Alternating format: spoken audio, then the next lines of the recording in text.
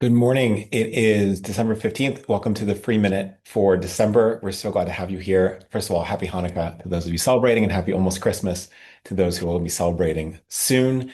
A couple of really big pieces of news to talk about this December.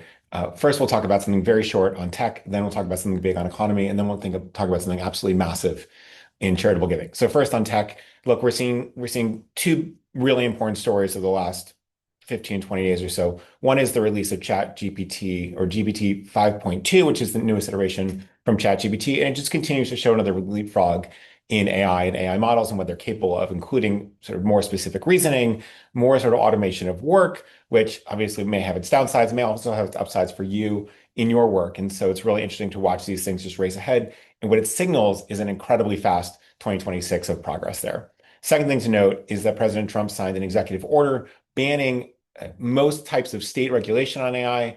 That may be good if there's a national framework, but it may basically result in this sort of like rapid increase in speed at the cost of regulation. So net, you're going to see a lot of things happening, and hopefully the federal government will be keeping an eye on this. Second thing to note. All right, so that's the first sort of medium story. Large story in the economy. December saw some record highs of the stock market, particularly the S&P 500. We also saw some softening of inflation, which is really interesting. Right now, it's about 3%. Fed Chair Jerome Powell says a lot of that has to do with tariffs, which means the core inflation is actually hovering around 2%, which is actually where we want to be. What does that mean? It led to a slight decrease in interest rates, right? And so what that meant is that sent asset prices higher. Interest rates tend to be inversely correlated with asset prices and the stock market, which meant, again, as we just said, we saw some record highs in December. There's some slight softening of the labor market, and so there's some concern about uh, unemployment ticking up to 4.4. This is generally historically a very good spot, but it's something we'll keep an eye on. And there may be some uncertainty among your small dollar donors. Now, the massive story that I think we need to talk about is the release of the 2025 Donor Advised Fund report, which showed an astonishing level of growth in donor advised funds. And remember, these numbers are for 2024, not 2025. So just to give you a sense of a little bit what's happening here, there's $326 billion sitting in donor advised funds at the end of 2024. That is a 27.5% increase over 2023. That is massive. There are 3.5 million donor advised funds in the US. There's an 18% increase. Again, hugely massive. There's almost $90 billion contributed into donor advised funds, a 37% increase. I mean, just astonishing.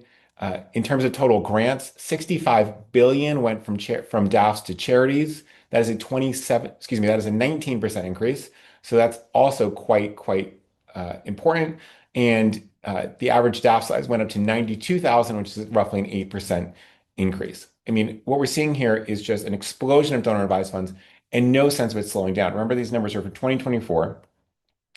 2025 will likely be even larger. I mean, you might imagine that by the end of 2025, there's 360, $370 billion sitting, and potentially 70, 80 billion dollars granted out from donor advised funds.